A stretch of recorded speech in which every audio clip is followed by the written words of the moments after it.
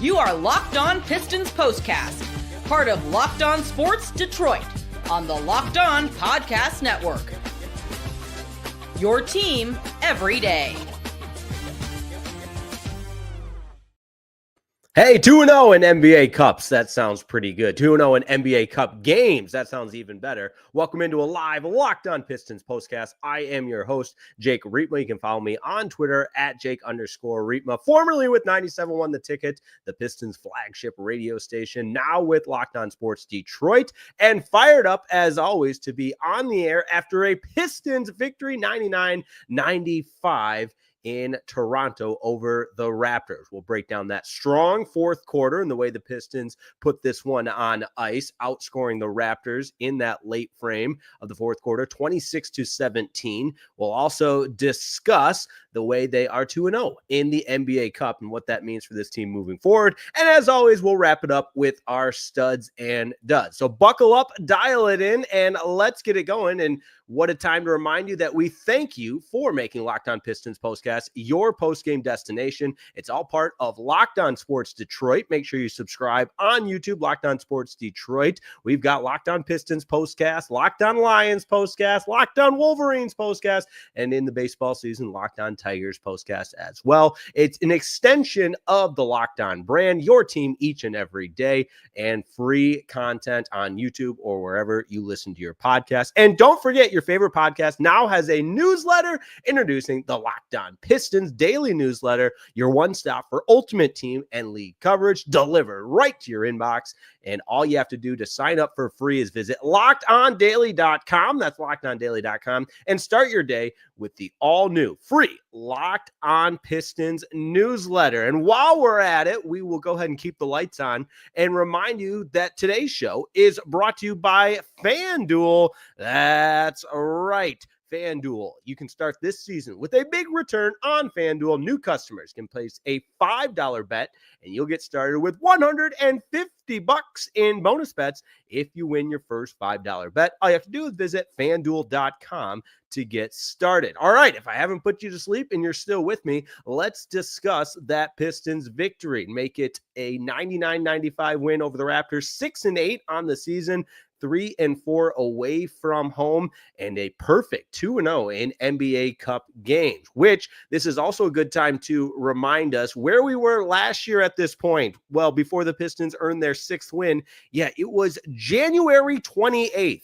Insane. It is November 15th, and I'm not here to tell you the Pistons are the best team in the National Basketball Association, and 6 wins is something to be so proud of at 6-8. But considering it took until January January 28th of last season to earn that 6th win, I think it's certainly a step in the right direction and a sign, and a very, very real sign of tangible improvement around this organization. So I'm not celebrating it, but certainly pointing it out. As always, we'll get to your comments on this live Locked On Pistons postcast. So if you're feeling like letting your voice be heard, go ahead and use that comment function on the YouTube space, and we will discuss your comments as well. And before we get into some of the analysis and the X's and O's, if you will, from tonight's game, the NBA Cup has to do something about the courts. I know that's kind of what they're going for, to be talking about how wild and wacky the courts are, but my eyes were bleeding again today. And just when I thought there wouldn't be a worse court than the Pistons one at LCA, the Raptors at Scotiabank Arena or is it Air Canada Center? Whatever it is, one of the Canadian, I think it's Scotiabank Arena, whatever it is. The purple court was horrendous, horrific. I sound like Jim Rome right now. Phenomenally bad, or it was terrible. You couldn't watch that game without being distracted by the purple court. And I guess, I know it's the NBA Cup. The NBA is trying so hard to do something to get people talking about the NBA in November. And on a Friday night, November 15th, you've got, LeBron and Wemby going up against one another. You have a lot of eyeballs on the sport, but I don't think the answer is to make purple courts and force the viewers to feel like they have to they'd rather listen to the game on the radio so they don't have to look at the court. Maybe I'm exaggerating. It wasn't, I guess, quite that bad, but I don't, the wild, crazy courts don't do it for me. It reminds me, there was an era of women's basketball, and maybe they still do this, when in the Final Four, the court design would have some crazy, ginormous logo that stretched like from baseline to baseline. The NBA Cup courts are just, the color scheme, the color wave is just so horrific and hard to look at. But I digress. That's enough on that. Let's get into the actual basketball in this one. The strong fourth quarter from the Pistons, where they outscore Toronto 26-17. Because I felt like the Pistons were somewhat sleepwalking throughout the large portion of this game, because the Raptors are just not a good team. 2-11, 2-4 at home. And there was no reason, if you look, this is one of the few times where you look at the roster on paper, matchup wise, and you think this should be I don't say easy win, there's no such thing, but an advantage that you have on paper against another NBA roster. You'd certainly take the Pistons roster over the Raptors 7 days a week. And the fact that I don't want to say blowing them out of the water, but they were playing down to their level of competition throughout the majority of this one. Too many turnovers, and it felt like that game that was just kind of, it was hanging in the balance until finally the Pistons took control. And one thing I wrote down that I think helped spark the Detroit Pistons in this one was the Marcus Sasser bucket at the end of the third quarter. Now, I know his foot was on the line, but it felt like the third quarter is where the Pistons were really sleepwalking. And for him to knock down that jumper at the end of the third quarter at the buzzer really provided a spark for this team. And you saw that reflected in how they played in the fourth quarter. I thought Tobias was better in the fourth quarter. Still not any kind of incredible game by any means, but he was +5 for the night. Malik Beasley, another strong performance, 4 made 3-pointers. That's such a luxury and needed at this point for the Pistons offense, for him to be able to knock down 4 triples in this one. Cade, 15 points, 6 of 21 from the floor. Not his best game by any means. Did have the 10 assists to 4 turnovers. But he would tell you that he could play better. But it was a balanced attack. And they talked about this a lot at halftime. In the studio with Mickey York, and I forget who was the analyst. I think it was Horace Grant, but every single Pistons player that played scored. And so it's, you got all 5 starters plus Ronald Holland in double figures. Holland had the 10 points. He had a nice block in this one as well. And so you're doing enough to beat a team that is inferior to you. And winning on the road is tough. So ultimately getting that dub and putting forth that strong fourth quarter helped yield this victory. But at the same time, you would have liked to see a more complete and sustained effort. But when you are what you are, you'll take a win any way that you can get it. I thought JB Bickerstaff and the staff collectively did a good job of slowing down some of the Toronto Raptors. With Grady Dick in particular, 4 of 17 from the floor. He was just really, really bad tonight. 1 of 10 from the 3-point line. And this game could have gone totally different for 2 different areas if Grady Dick makes that wide open 3 with about 20 seconds left. And then after that, it was kind of a weird sequence. Cade nearly threw it away, but he didn't. And then that final possession where Grady goes off the bounce and Grady Dick pulls up and it just rims out. I mean, it was really, really close from being a much, much different game in this one. But that's life in the NBA. It's tough to win on the road. The Pistons do. They outscored the Raptors 26-17 in the fourth and win this one 99-95 to move to 2-0 in the NBA Cup. And not that you're playing for in-season tournament titles, but if the Pistons are able to sustain this, think of how much confidence that will build for this young roster. Pistons with the 4th youngest roster in the NBA. And so playing meaningful games in November, even if it is centered around this kind of wonky format of an NBA Cup,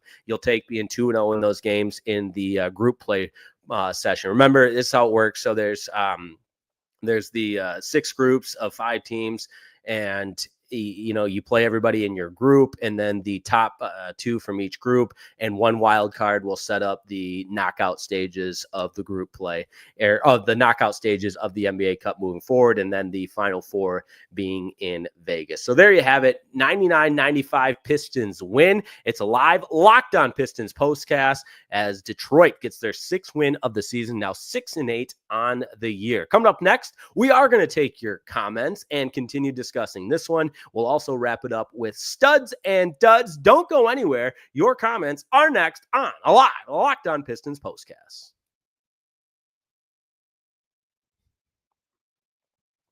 This episode of the Locked On Pistons postcast is brought to you by Robinhood Gold.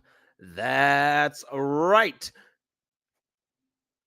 With Robinhood Gold, you don't need a silver spoon to eat up the financial favors of the 1%. Robinhood Gold allows others to get the rates and perks usually reserved for the high society. Now, the resourceful individual with Robinhood Gold can earn the very liberal rate of 4.25% APY on uninvested cash and be rewarded with a handsome 3% retirement boost on IRA account contributions. Robinhood Gold provides the privileges of a high net worth for any net worth.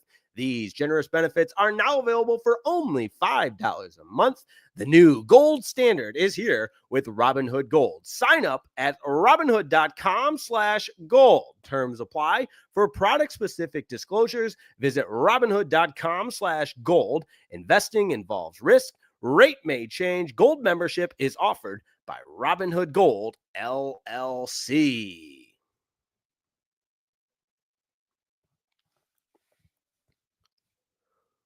All right, Pistons get the victory over the Toronto Raptors. A balanced scoring attack tonight with all 5 starters in double figures, along with Ron Holland in double figures with 10 points. Everybody that played scored. Isaiah Stewart with 3 points, Marcus Sasser with 6, but he did have that big bucket to close out the third quarter. And then Wendell Moore Jr., how about him getting in on the action? Played 30 minutes tonight and was 4 of 6 from the floor for 8 points, but overall plus 18 when he was on the floor. So really good night from Wendell Moore Jr. as well. And then the starters, Tobias Harris with 11, Jalen Duren with 12. Duren, Harris had 11 rebounds. That's worth pointing out. So a double-double there. Duren with the 8 rebounds, 10 assists for Cade Cunningham, along with 15 points. 14 points for Jaden Ivey, along with 5 assists. He turned the ball over twice. And then Malik Beasley with the 20 points to lead the Detroit Pistons. Compliments of 4 made 3-pointers from Malik Beasley. And some of them came in that third quarter where they were really down and out and they needed that. But that being said, balanced scoring attack, and you control the game in the fourth, and you earn the victory. Let's get to your comments. As always, it's a collaborative environment here on the live Locked On Pistons postcast. So anything you're feeling, feel free to shoot it in the comments, and we will discuss. With reason, of course. But hey, we begin it with one of our regulars, Demetrius McNeil. Bad night for Cade Cunningham, but didn't matter. 2-0 in the NBA Cup. Well said, my friend Demetrius McNeil. Always appreciate you chiming in on a live Locked On Pistons postcast. And then again, I think there's something to be said about this NBA Cup setup for the Detroit Pistons, given how young the roster is, and giving guys, and I know it's a monetary reward, but and I do think this team plays really, really hard under JB Bickerstaff. But if there's one little thing to continue to move the needle to, take those steps forward, and you have to, brand it under this NBA Cup ordeal, sure. If that's what it takes. I mean, and again, I'm not suggesting that the Pistons don't play hard unless there's money involved, but the extra little wrinkle that is the NBA Cup, I think, is bringing out the best in this Detroit Pistons. And again, I'm not attesting this victory to, it was an NBA Cup game, that's why they won. But if you're going to be involved with it, which every NBA team is, might as well go win the thing, right? I know the Lakers got a little bit of flack last year. They're going to raise the banner of the in-season tournament championship. But for a young team like the Detroit Pistons, sure, let's put together some meaningful winning basketball in this NBA Cup.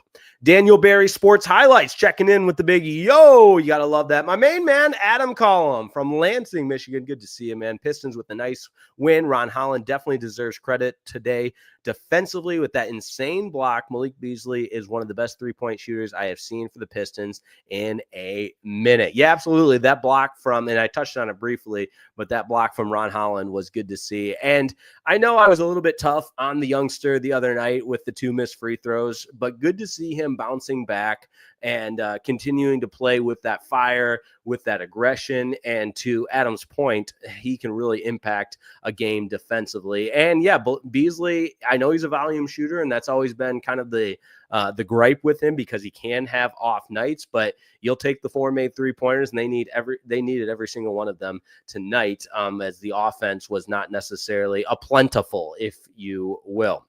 One more from Adam. JB Bickerstaff is really doing a nice job shaping this young team into winning talent. Big steps from Ivy and Holland, and also great production from Harris. Yeah, I agree. And it's kind of, I don't want to say a simplistic take to just say, wow, look at the difference between the Pistons this year and last year. It's got to be the coach, but there's a lot to that. And, you know, the previous regime, I think it was flawed from the start. And I'm trying not to spend more time with all that. But I don't think Monty ever wanted to be in Detroit. And you threw he basically said no, then you threw the bag at him, and okay, who's not going to say yes to coaching for that amount of money? It was kind of flawed from the start. Now you got JB Bickerstaff who wants to be there, and you know, the rest of the staff, guys like Luke Walton, that really are helping this young team grow and develop. And the 6-8 record is a testament to that. I mean, Bill Parcells said it. You are what your record is, and the Pistons have 6 wins as of November 15th, and it took them till January 28th last year to get those 6 wins. And I lied. One more from Adam. We are so banged up right now. Tim Hardaway, Simone, Asar, all out. And yeah, you know, there's also something to be said with, you know, no Fontecchio, no Tim Hardaway Jr. I'm excited to see Azar back sooner rather than later. I know it's going to take Thompson to get into some game shape and that sort of thing, but he was working out with the blood clot issue, and I expect him to see him back sooner rather than later. I know when the news broke, and that was on Tuesday, they thought maybe a week or so. So it's coming quick, and I'm excited for that. And Wendell Moore Jr. looks impressive. Yeah, listen, he's not going to stuff the stat sheet, if you will, but Wendell Moore Jr. playing 30 minutes tonight, efficient at 4 of 6, and grabbed 6 rebounds, had the 2 assists, and was plus 18, did not turn the ball over. You will take that, even that level of production from Wendell Moore Jr., who, was somebody that, and same with Marcus Sasser, probably both of them going to find themselves playing more and more with, as Adam mentioned, how banged up this team. One more in the comments section. 3, Mr. Wright, good win. Glad we had a solid fourth quarter for a change. Yeah, there you go. It does seem like sometimes that's not always the Pistons' best quarter. But I'll tell you what, when Grady Dix left that 3-pointer or shot that 3-pointer in the last possession, it looked good off the release. I thought, oh my goodness, another overtime. Are you kidding me? But fortunately, it rimmed out and the Pistons win. So we will take it. All right, we're going to wrap it up with studs and duds. Don't go anywhere. Final segment of the program is coming up next on a live Locked On Pistons postcast. Hey, this episode of the Locked On Pistons postcast is brought to you by FanDuel. It's time to make every moment matter a little bit more. And the best way to do that is with FanDuel. So when you get a hunch in the middle of a game, you can check out the latest stats, view live play-by-play, and so much more. And it all happens on the same page where you place your live bets. It's more than just a sports book. It is your one-stop shop for everything to get ready to tackle the NFL action this Sunday with FanDuel, America's #1 sportsbook. Right now, new customers can bet $5 and get $150 in bonus bets if you win. That's right. It all happens at FanDuel.com. Join today. You're crazy if you don't. And don't forget, FanDuel is America's #1 sportsbook. Live odds always available at FanDuel.com. Never waste a hunch and make every moment more with FanDuel, an official sportsbook partner of the NFL.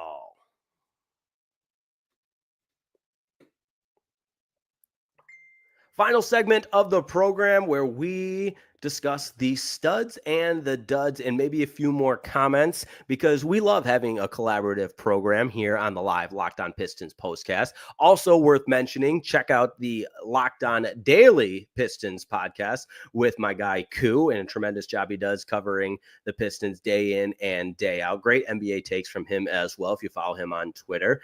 And worth mentioning, live Locked On Lions postcast on Sunday, back to the 1:00 games. So no, we don't have to waiting all day for Sunday night like we did last week. But Lions back in action. Wolverines with a bye week, so no Locked On Wolverines tomorrow. But hey, it all happens at Locked On Sports Detroit, so make sure you subscribe. And there you go. One more comment from Mega Hustle 313. Sasser should be in at all times in the fourth quarter. Yeah, I really like what Sasser brings to this lineup. And I think the more he plays, he's getting more and more confident. And you're seeing that in the body language and the decisiveness. And those are things that bode well for any player, but especially a guy that's coming into his own. And so I don't know about no matter what at all times, but I will meet you here. He's certainly done enough to be a guy that you have confidence in, and JB Bickerstaff, a guy to go to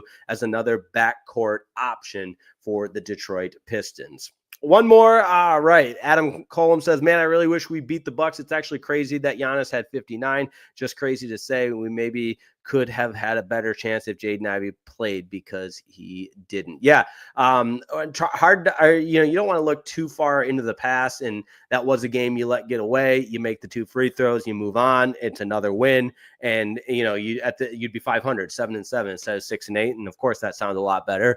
Season's still very, very early. And I think, those types of maybe character building is too strong of a way to put it, but kind of, like where you're growing and developing as a team, you're going to have those bumps along the way. And I was pretty fired up with the loss Wednesday night.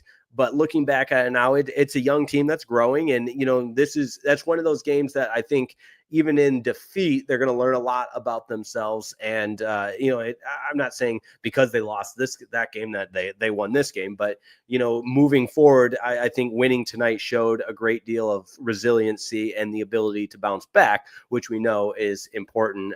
It's important attribute of any NBA team. But all right, our studs and duds for tonight. We'll start off on a high note. Studs, Malik Beasley with 20 points because he led the Pistons. I know that's kind of a simplistic take because, there wasn't a lot of scoring from the Pistons tonight. It was more of a balanced attack to get to the 99 points, but to lead the team with 20 points, 4 of 9 from the long line, they needed those. And without Malik Beasley, the Pistons just do not win this game. I also think giving a stud to Wendell Moore Jr. Plus 18 in 30 minutes. Not that plus and minus is everything, but certainly noteworthy and a stud-worthy performance from Wendell Moore Jr. Duds, hey, we congratulate our opponents on Wednesday night when Giannis scored 59, but you got to call them out when they're not good. And Grady Dick was not good tonight for the Toronto Raptors. What a dud. 4 of 17, 1 of 10 from the long line, 16 points, but 7 of them coming from the free throw line, which brings me to my next dud, the Pistons at the free throw line, the charity stripe, 13 of 20. And I know that's not egregiously bad, but 65% when you take 20 free throws, got to be better than that, because this is a totally different game if they're even, closer to that 75%, which they should strive for. So Ivy was 5 for 8 from the free throw line, and Cade Cunningham 1 of 2, Jalen Duren 2 of 4, and who else? Ronald Holland 4 of 4.